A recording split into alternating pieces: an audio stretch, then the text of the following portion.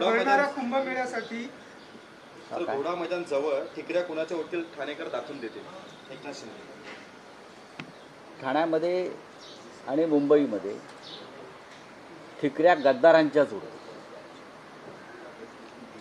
खरं म्हणजे विधानसभा निवडणुकीत घोटाळा केला नसता मतदार यादीमध्ये तर ठिकऱ्या तेव्हाच उडाल्या होत्या। महाराष्ट्राच्या जनतेनं तुम्हाला निवडून आणलेलंच नाही आहे, एक लक्षात घ्या, मी वारंवार सांगतो।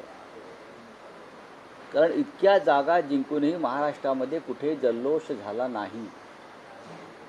निवडणूक यंत्रणेला हाताशी धरून मतदार यादीत घोटाळे करून पैशांचा प्रचंड वापर करून यंत्रणा विकत घेऊन आपण जिंकलेला आहात। पण हे महानगरपालिका निवडणुकीत चालणार नाही। निवडणूक आयोगावरती विरोधी पक्षानं, सर्वपक्षीय शिष्टमंडळानं हा पहिला हल्ला केलेला। सर्वपक्ष शिष्टमंडळानं भेटून निवडणूक आयोग आणि सत्ताधाऱ्यांमधलं जे साटेलोट आहे ते उघड केलेलं आहे। आता एक पाऊल पुढे जाईल।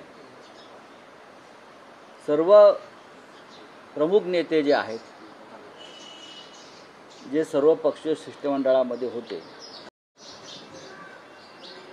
त्यांची आपापसात चर्चा सुरू आहे की निवडणूक आयोग ज्या पद्धतीनं काम करतोय दबावाखाली,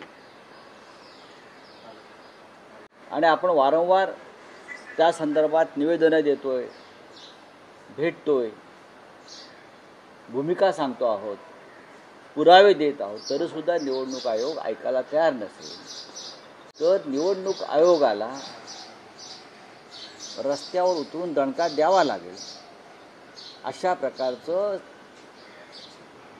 एकमत हे सर्वपक्षीय नेत्यांमध्ये होताना आम्हाला दिसते। पण त्याच्यात चर्चा सुरू आहेत। कालच माननीय उद्धव ठाकरे राजसाहेबांशी चर्चा झाली, माननीय शरद पवार किंवा डावे पक्ष, काँग्रेस पक्षाचे अध्यक्ष हर्षवर्धन सकपाळ या सगळ्यांमध्येच एकमेकाशी चर्चा करून पुढलं पाऊल काय टाकायचं यावर निर्णय आता घेतला जाईल। निवडणूक आयोगाला सोडणार नाही आणि घोटाळे करणाऱ्यांना सुद्धा क्षमा केली जाणार नाही। त्याच्यामुळे ठाणे आणि मुंबईत जे तुमचं स्वप्न आहे घोटाळे करून पुन्हा एकदा निवडणूक यंत्रणा ताब्यात घ्यायची, हे त्यांना सांगा जाऊन या तुमच्याच माध्यमातून, महाराष्ट्राची जनता, मुंबई ठाण्याची जनता ही ठिकऱ्या तुमच्याच गद्दारांचाच उडवल्याशिवाय राहणार नाही। आनंद दिघेंचा अपमान करणाऱ्यांना ठाणेकर सोडणार नाही। आनंद दिघांचा अपमान कोणी केला?